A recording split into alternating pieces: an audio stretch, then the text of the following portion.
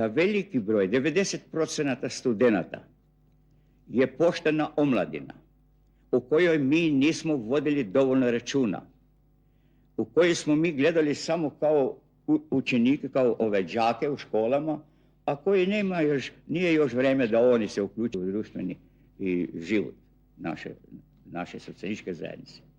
To je bilo pogrešno. Mi smo njih ostavili same. Tu svoju grešku mi sagledavamo. Mi drugovi smo niz puta govorili o tome da treba voditi brigu o čovjeku.